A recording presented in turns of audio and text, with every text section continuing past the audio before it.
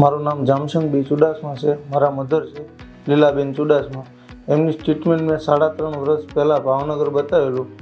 ભાવનગરથી cancer હોવાનું કહેવાથી હું કિરણ હોસ્પિટલ પોતે જાતે જ આવેલો અને કિરણ હોસ્પિટલમાં મેં પંકજ અગ્રવાલ સરને મળેલો. પંકજ અગ્રવાલ સરે મને કીધું કે રિપોર્ટ કરાવવા પડશે.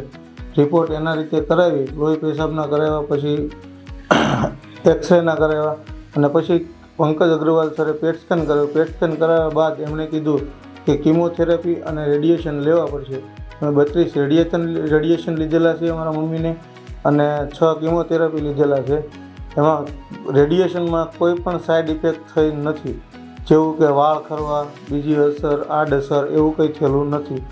અને અહીંયા પંકજ અગ્રવાલ સર જોડે મળી મુલાકાત કરી અને બહુ સારો એવો અનુભવ થયો છે અને મને હોસ્પિટલનો અનુભવ પણ સારો છે.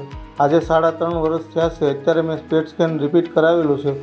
રિપોર્ટ એકદમ નોર્મલ છે અને જો કોઈ કહેતું હોય કે રેડિયેશન અને કિમોથેરાપી આપવાથી કેન્સર જતું નથી, તો એની સાબિતી છે કે ભાઈ એવું થાય છે. કિમોથેરાપી અને રેડિયેશન આપો એટલે કેન્સર જતું રહેશે. અને મેં ઓપરેશન કોઈ કરાવેલું નથી. કિરણ હોસ્પિટલ જોઈ તે બહુ સારી લાગી. ડૉક્ટરોય બહુ સારા લાગ્યા. સારવારે બહુ સારી લાગી.